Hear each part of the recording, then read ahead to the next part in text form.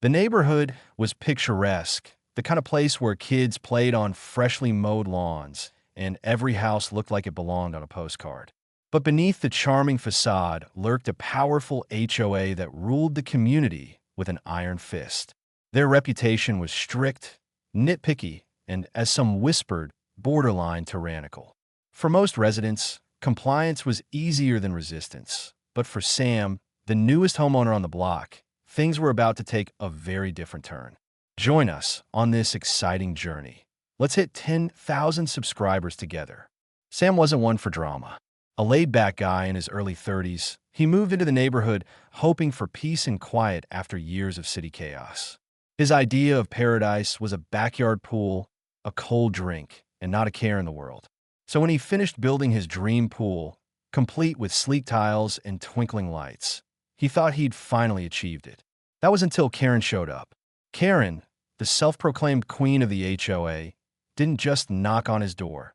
She stormed in like a hurricane, a clipboard in hand and a smirk plastered across her face. She didn't bother with small talk. "Your pool," she said, eyeing it as if she were appraising property that belonged to her. "It's lovely. I assume you've reviewed the community pool sharing guidelines?" Sam blinked. Pool sharing guidelines? He hadn't heard of any such thing. Karen, apparently sensing her moment, leaned in with a conspiratorial tone. "You see, we like to foster a sense of community here.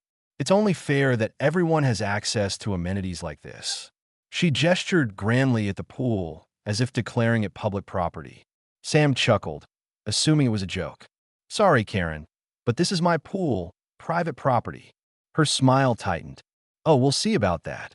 That was the moment Sam realized his peaceful new life might not be as quiet as he'd imagined. The first sign of trouble came just days after Karen's visit.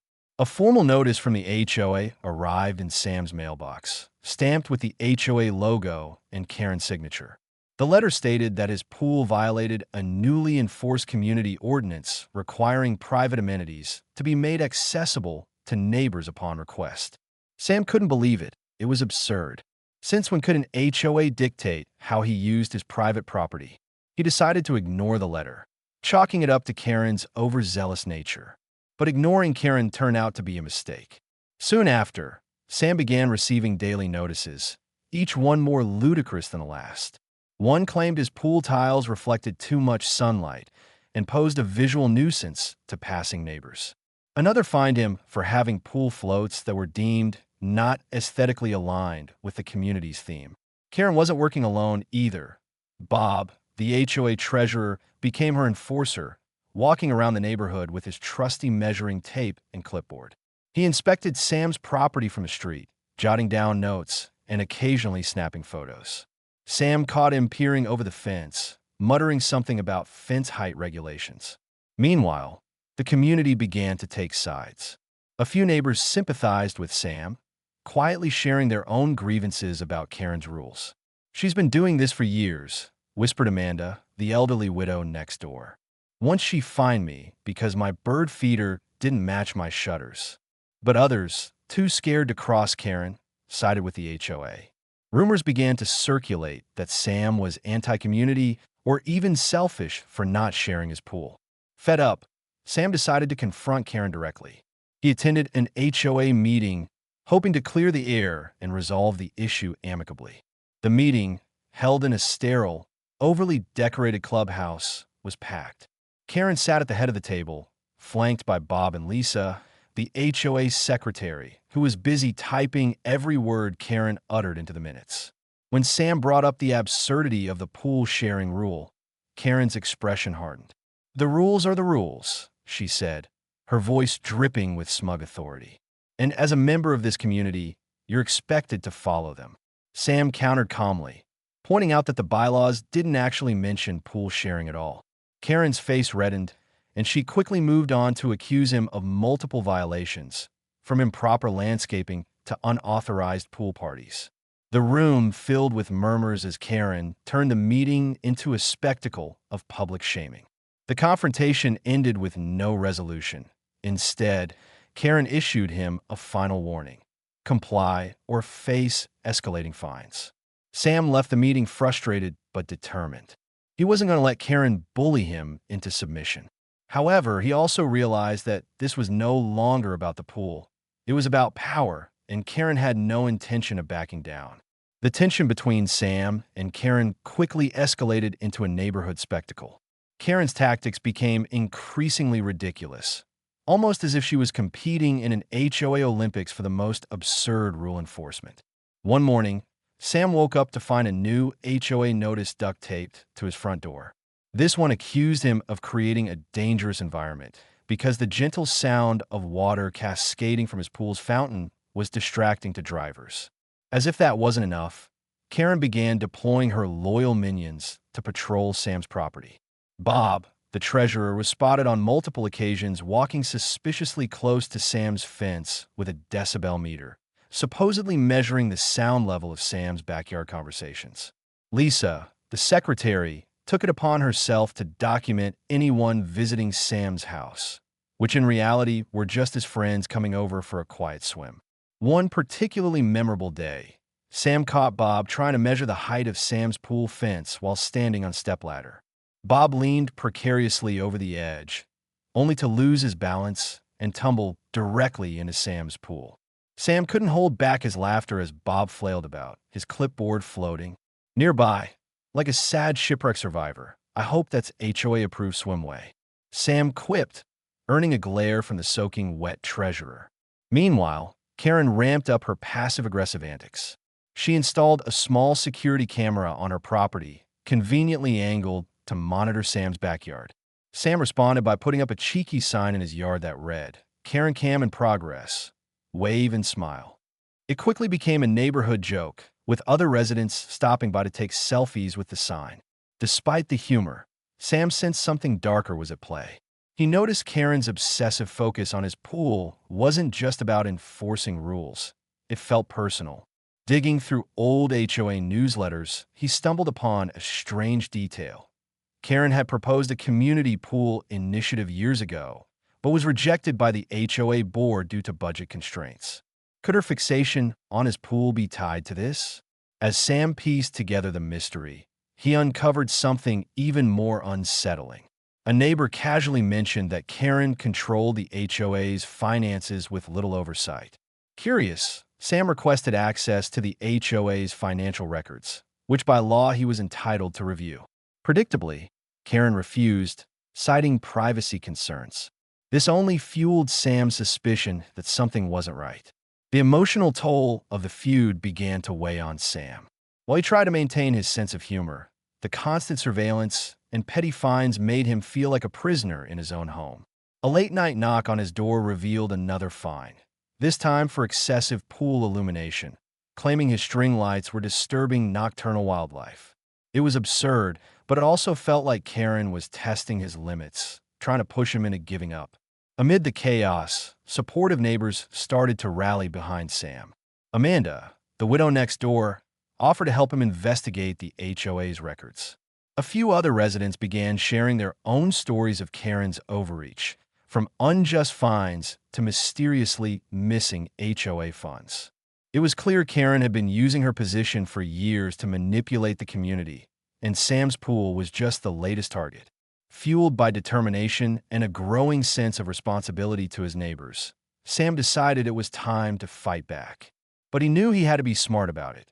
Karen was watching his every move, and she wasn't about to let her reign go down without a fight. Sam realized that confronting Karen head-on wouldn't work. She thrived on drama and wielded her authority like a weapon. If he wanted to win, he needed a plan, one that was both clever and, in true Sam fashion, a little humorous. The first step was to dig deeper into the HOA bylaws. Late one night, armed with coffee and determination, Sam pored over the dense legal jargon. It wasn't long before he discovered a loophole. While the HOA could impose rules, they couldn't retroactively apply them to private property unless explicitly stated in the original agreement. In short, Karen, the so-called pool sharing rule, was completely unenforceable. Armed with this knowledge, Sam knew he had leverage.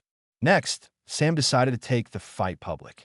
He reached out to neighbors who had voiced their frustrations with Karen, organizing a secret meeting at Amanda's house over cookies and lemonade. The group brainstormed ways to challenge Karen's authority. They decided on a two-pronged approach: expose Karen's corruption and rally the neighborhood to demand reform. To build his case, Sam and Amanda began investigating the HOA's finances using old newsletters and tips from disgruntled residents. They pieced together a troubling pattern. Karen had been funneling HOA funds into personal expenses, including landscaping her own yard and even purchasing a hot tub. The evidence wasn't just damning, it was explosive. At the same time, Sam started to subtly push back against Karen's antics in ways that highlighted her absurdity. He decorated his backyard with over-the-top HOA-compliant ornaments, including a giant inflatable flamingo wearing sunglasses. Karen predictably issued him a fine for visual distractions, which only made her look ridiculous to the growing number of neighbors siding with Sam. But the real turning point came when Sam decided to host a community pool day. He invited everyone in the neighborhood except Karen and her loyal cronies. Dozens of neighbors showed up, bringing food, drinks, and inflatable floats. The event wasn't just a hit, it was a statement. People were tired of Karen's oppressive rule, and the sense of camaraderie at the party proved that the neighborhood didn't need an overbearing HOA to foster community spirit. Karen, of course, wasn't going to let this go. She stormed over during the party, clipboard in hand, threatening to issue fines to everyone in attendance. But before she could get a word out, Sam pulled out a printed copy of the HOA bylaws and calmly pointed to the clause that invalidated her pool sharing demands. "Looks like you're the one violating the rules, Karen," he said with a grin. The crowd erupted in laughter, and Karen stormed off, her face red with fury. Encouraged by the event's success, Sam and his allies moved to the next phase of their plan: exposing Karen's corruption. They drafted a petition demanding a financial audit of the HOA and began collecting signatures from residents. Word spread quickly, and within days they had overwhelming support. Karen tried to fight back, calling emergency HOA meetings and sending out desperate emails accusing Sam of spreading lies. But the tide had turned. Her once loyal supporters were starting to question her leadership, especially as rumors of her financial misdeeds gained traction. The final blow came when Sam submitted the financial evidence to the HOA board and local authorities. The proof was undeniable. Karen had been using HOA funds for personal gain for years. The revelation sent shockwaves through the neighborhood. The taunchest allies abandoned her with Karen's power. Crumbling, Sam and his neighbors seized the opportunity to push for change. They proposed new leadership, more transparency in HOA operations, and the removal of arbitrary rules. The neighborhood united for the first time in years and voted overwhelmingly in favor of the reforms. For the first time in months, Sam felt a sense of relief. The fight wasn't over yet, but the balance of power had shifted. Karen's iron grip on the community had been broken, and Sam's clever, calculated actions had sparked a neighborhood revolution. The big showdown arrived during a highly anticipated HOA meeting. Word had spread about Karen's questionable leadership and misuse of funds, and nearly every resident showed up, packing the usually empty clubhouse. Karen sat at the head of the table, flanked by her cronies Bob and Lisa. Her face strained, she tried to project authority. Sam, calm but resolute, sat among the crowd holding a thick folder of evidence he'd spent weeks compiling. The meeting began with Karen attempting to stick to the agenda, mostly mundane topics like trash pickup schedules and mailbox maintenance. But as residents began raising concerns about the HOA's recent actions, it quickly became clear this wasn't going to be an ordinary meeting. Karen Amanda stood and said in a steady voice, "We've got some serious questions about the HOA's finances, specifically about some of the recent expenditures." Murmurs rippled through the crowd as Karen tried to dismiss the question. "All expenses have been properly documented. Let's move on." But Sam wasn't about to let her off the hook. "If that's the case, Karen, you won't mind if I share what I found in the financial records." The room went silent as Sam stood and walked to the front, holding up copies of receipts and bank statements. He began detailing how HOA funds had been used for Karen's personal landscaping, a hot tub for her backyard, and even a family vacation under the guise of a community enrichment trip. Gasps filled the room as Sam laid out the evidence slide by slide, showing each transaction. Karen's face turned a deep shade of red, her composure slipping. "You're lying," she blurted out, her voice shaking. "This is all fabricated." Sam remained calm, handing out copies of the documents to the residents. "These are my words, Karen. These are official records anyone can see for themselves." Bob and Lisa, sensing the tide turning, began to shift uncomfortably in their seats. Finally, Bob broke the silence. I didn't know about any of this," he stammered, clearly trying to save face. Lisa followed suit, nervously mumbling, "I thought those expenses were approved by the board." Karen shot them both a glare, realizing her loyal supporters were abandoning her. Just as the room erupted into chaos, Karen made one last desperate move. She stood up, pointing at Sam. "This is harassment. I'm calling the police." Pulling out her phone, she dialed 911 right there in front of everyone. When the police arrived, Karen tried to spin the story, claiming Sam and the residents were threatening her. But Sam calmly presented the situation to the officers, showing them the evidence of Karen's corruption. The police, clearly unimpressed by Karen's theatrics, determined there was no threat and left after warning her to stop wasting their time. The final nail in the coffin came when Amanda stepped forward with a signed petition calling for Karen's removal. "The community has spoken," she declared. "We demand your resignation." The room erupted into applause, with residents cheering and voicing their agreement. Karen, now visibly shaken and out of options, tried to regain control. "You can't do this. I'm the president," she shouted, but her voice was drowned out by the crowd. Finally realizing she was defeated, Karen stormed out of the room, slamming the door behind her. The meeting ended with the residents voting to remove Karen from her position and begin the process of restructuring the HOA. For the first time in years, the neighborhood felt a sense of unity and hope. Sam, though exhausted, felt a wave of relief. The battle was over, and the oppressive reign of Karen had finally come to an end. In the days following the dramatic HOA meeting, the neighborhood felt like a completely different place. Karen's resignation sent ripples through the community, and the changes came fast. The remaining HOA board members, Bob and Lisa, quickly stepped down as well, realizing their roles in Karen's mismanagement had made them complicit. A temporary leadership committee was formed, with Sam and Amanda among its members, tasked with rebuilding the HOA from the ground up. The first order of business was to conduct a formal audit of the HOA's finances. The audit confirmed everything Sam had uncovered, and then some. Karen's years of unchecked power had left the HOA nearly broke, with funds wasted on personal luxuries and frivolous fines. The revelations only strengthened the community's resolve to ensure such corruption would never happen again. Sam, who had never intended to get involved in neighborhood politics, found himself at the forefront of the movement for change. With Amanda's help, he drafted new bylaws emphasizing transparency, fairness, and the limits of HOA power. Rules like the absurd pool sharing ordinance were struck down, and new checks and balances were introduced to prevent anyone from wielding unchecked authority. The neighbors began to rally together in a way they never had before. People who had previously avoided each other out of fear of HOA scrutiny were now openly chatting, sharing ideas, and even organizing casual get-togethers. Sam's backyard became a hub for community events, from summer barbecues to movie nights by the pool. The inflatable flamingo, once a humorous jab at Karen's nitpicking, became an unofficial mascot for the neighborhood's newfound unity. Karen, meanwhile, faded into obscurity.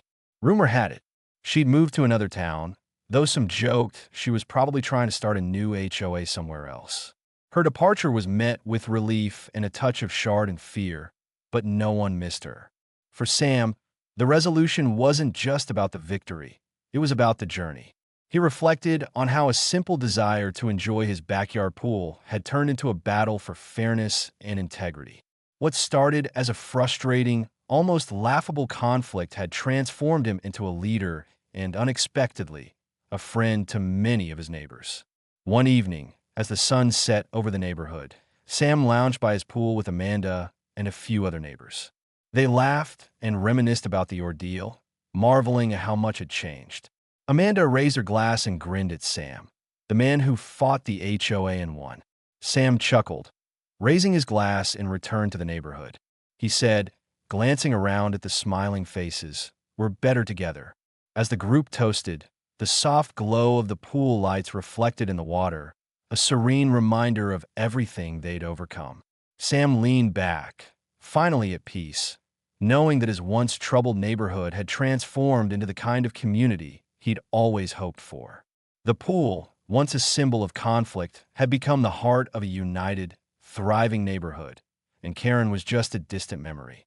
Don't forget to like this video, share it with your friends and family, leave a comment to let us know your thoughts, and hit that subscribe button along with the notification bell so you never miss out on our latest and most exciting stories. We're here to keep you entertained.